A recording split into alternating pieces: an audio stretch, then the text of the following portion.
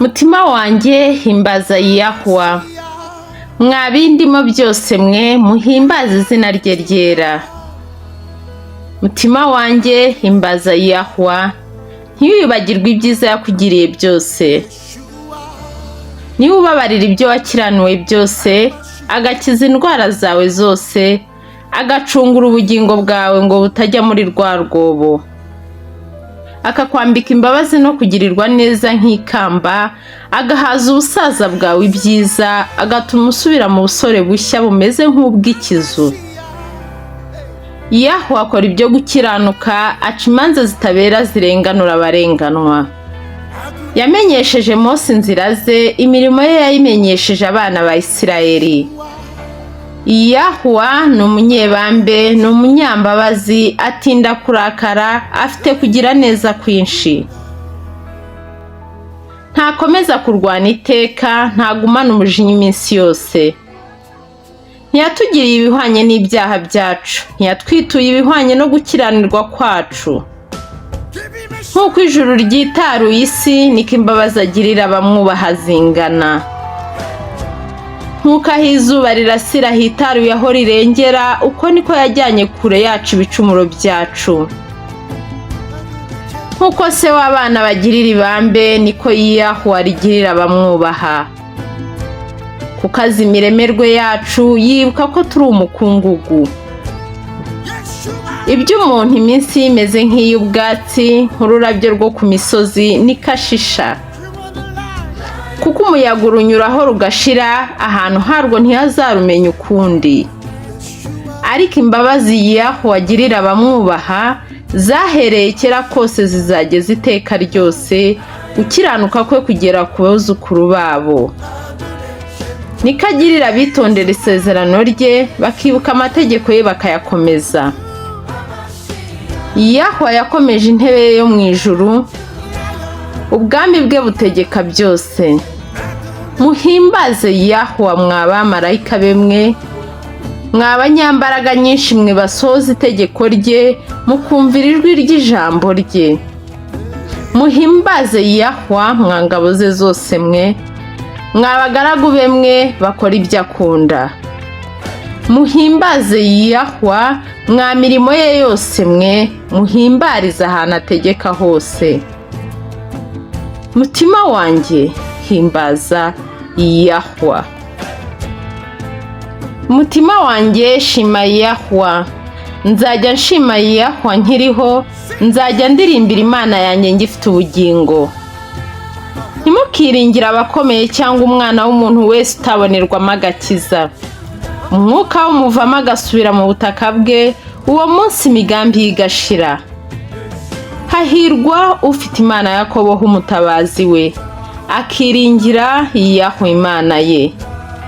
Niwe waremye ijuru n'isi n'inyanja n'ibibirimo byose, akomeza umurava iteka ryose. Aca imanza zitabera zirenganura abarenganwa, agaburira abashonje ibyo kurya. Yahwa niwe ubohora imbohe. Yahwa niwe uhumura impumyi, Yahwa niwe wemesha abahetamye.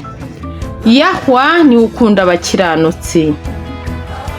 Yahwa niwe urinda abasuhuke, aramira imfubyi n'umupfakazi, ariko inzira y'abanyabyaha arayigoreka. Yahwa azahora ku ngoma iteka ryose. Imana yawe Siyoni izayihoraho ibihe byose. Haleluya. Mushimire Imana hera hayo, muyishimire mu isanzure ry'imbaraga zayo. Muyishimire iby'imbaraga yakoze, muyishimire nk'uko bikwiriye gukomera kwayo kwinshi.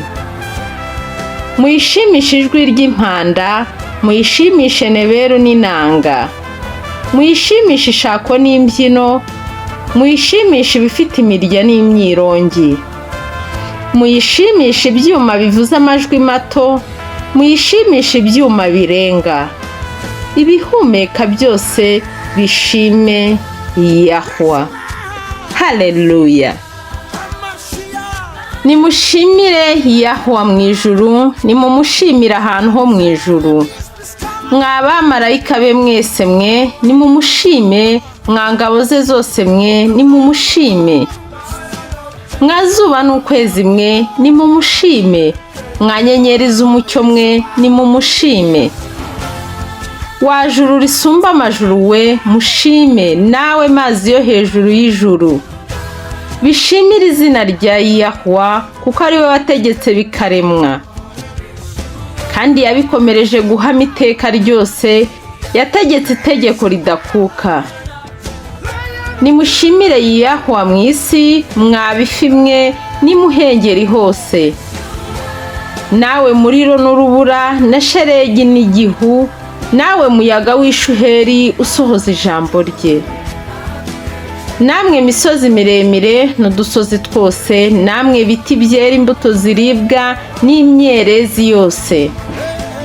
Namwe nyamaswa n'amatungo yose, namwe bikururuka n'inyoni zifite amababa. Namwe bami bo mu isi n'amahanga yose, namwe abakomeye n'abacamanza bo mu isi mwese, namwe basore n'inkumi, namwe basaza n'abana.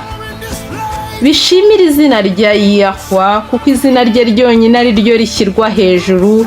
Icyubahiro cye kiri hejuru y'isi n'ijuru. Kandi yashyiriye hejuru ubwoko bw'ihembe, nibyo ashimirwa n'abakunzi be bose, ari bo bana ba Isirayeli, ubwoko bumuri bugufi. Haleluya. Muririmbire Yahwa indirimbo nshya. Muririmbire ishimwe rye mu iteraniro ry'abakunzi be. Ubwoko bw'Abisirayeli bunezererwa umuremyi wabwo. Abana b'i Siyoni bishimira umwami wabo. Bashimisha izina rye ry'imbyino, bamuririmbishiriza ishimwe, batambira ishako, batengerera inanga. Kuko Yahwa anezererwa abantu be, azarimbishisha abanyamubabaro agakiza. Abakunzi be bishimira icyubahiro abahaye, baririmbishwe n'ibyishimo, baririmbire ku mariri yabo. Ishimwe ryo gusingiza Imana ribe mu mihogo yabo, n'inkota ibe mu ntoki zabo yo guhoresha amahanga no guhanisha amoko ibihano, bakabohesha abami bayo iminyururu n'abanyacyubahiro bayo imihama, kugira ngo babasohorezeho iteka ryanditswe. Icyo ni icyubahiro cy'abakunzi be bose. Haleluya.